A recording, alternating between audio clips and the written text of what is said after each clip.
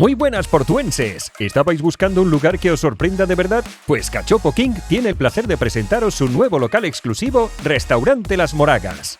¿Qué hace que Restaurante Las Moragas sea tan especial? Está ubicado a solo unos minutos a pie del prestigioso Pantalán en Puerto Cherry, ese puerto deportivo famoso por sus campeonatos de vela. Pero esto no es todo. Déjanos hablarte de su increíble barca de espetos. La niña mimada del local se luce espetando todo tipo de pescado: sardinas, pargo, lubina, dorada, calamar. ¿Se te ha hecho ya la boca agua? Y atención a las novedades que traemos. Por primera vez en Cádiz te llevarán tus platos favoritos y tus cócteles directamente a bordo. Sí, señoras y señores, delivery en el mar.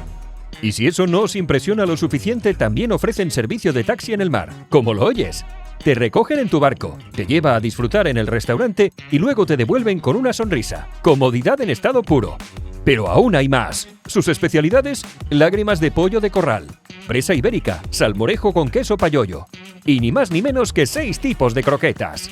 Pues ahora completan su carta con hasta 11 tipos de cachopos asturianos artesanales y 2 tablas de gustación.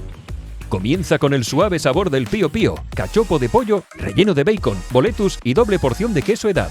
Y si te atreves con algo más fuerte, el Blue les hará temblar de emoción. Te garantizamos que Las Moragas será tu nuevo local favorito para comer. Puerto Cherry, Avenida de la Libertad, el puerto de Santa María, Cádiz.